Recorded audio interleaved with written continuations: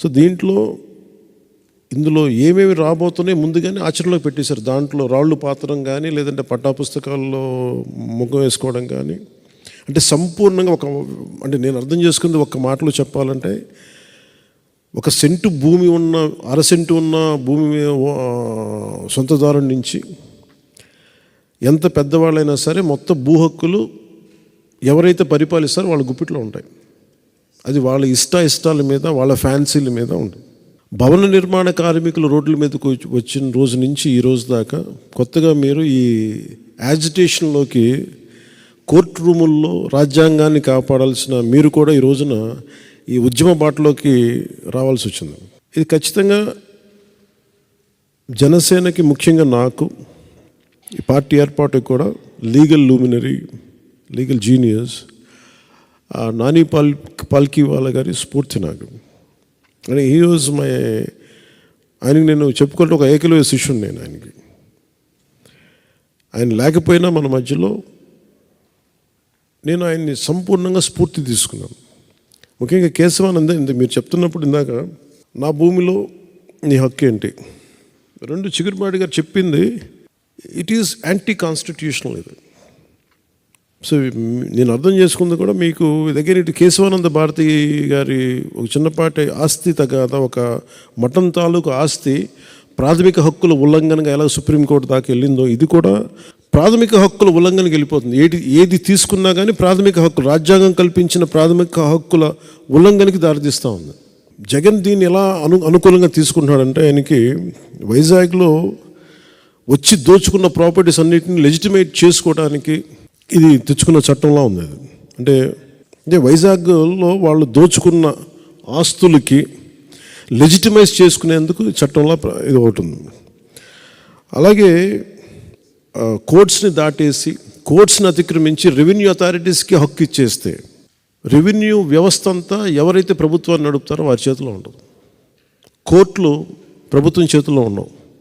ఆ హక్కుని ఇటు తీసేస్తే మటుకు ఖచ్చితంగా మోర్ ఈజీ అయిపోతే ఆస్తిని దోచేయటం మరింత సులభతరం అవుతుంది. ఒకటే అనిపిస్తుంది, ఋషికొండని ఒక ఉదాహరణ చెప్తాను. ఋషికొండని రేపొద్దున అన్యాక్రాంతం దోచుకున్నాను నేను. ఇందాక మీరు చెప్తున్నట్టుగా, ఉమామహేశ్వర గారు మీరు చెప్తున్నట్టుగా ఏదైనా వాళ్ళు అప్లై చేసుకోవచ్చు. ఇది నాది అని రాసేసుకుంటే సరిపోద్ది, నో క్వశ్చన్స్ ఆస్క్డ్. సో ప్రతిదానికి కోర్టు అనే ఒక రక్షణ చట్టాన్ని తీసేశారు దీనివల్ల.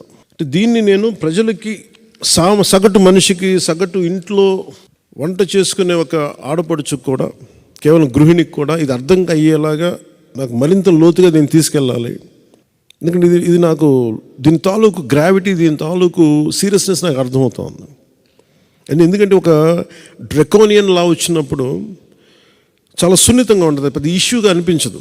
అది అప్లై చేసే కొద్దీ దాని అప్లికేషన్లో దాని తాలూకు మీరు ముందే సెన్స్ చేస్తూ ఉన్నారు.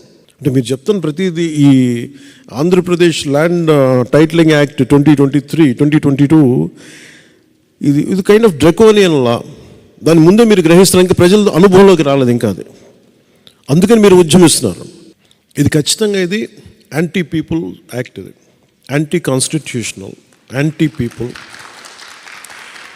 ప్రాథమిక హక్కుల్ని ఉల్లంఘించే చట్టం ఇది కాదు. ఇది నేను సగటు మహిళకి, చిన్నపాటి ఒక 6వ క్లాస్ చదువుకునే విద్యార్థికి కూడా ఇది అర్థమయ్యేలాగా నేను చెప్పగలగలను. దీన్ని ఖచ్చితంగా మీరు జనసేన ఈరోజున మీరు మీ విలువైన సమయాన్ని, కోర్టులను కాదని మీ విలువైన సమయాన్ని ఇక్కడికి వచ్చి వెచ్చించినందుకు సంపూర్ణంగా అది ఒక అర్థవంతంగా అయ్యేలాగా నేను మీకు సంపూర్ణమైన మద్దతు నేను మీకు ఇస్తాను. ఖచ్చితంగా నా గొంతు, పెద్దలు మీరు చెప్తా ఉన్నట్టుగా నా గొంతు ఎంత బలమో నాకు తెలీదు. నేను పని చేసుకుంటూ వెళ్ళిపోతాను, కానీ నాకు దాని రీచ్ ఎంతమంది ప్రభావితం చెందుతా నాకు నిజంగా తెలియదు. నేను చేసుకుంటూ వెళ్ళిపోతాను, కానీ నాకున్న ఎంత బలం మేరకు, నా శక్తి మేరకు ఈ చట్టాన్ని ఖచ్చితంగా దీన్ని అమలు కాకుండా చూసే బాధ్యత నేను తీసుకుంటాను.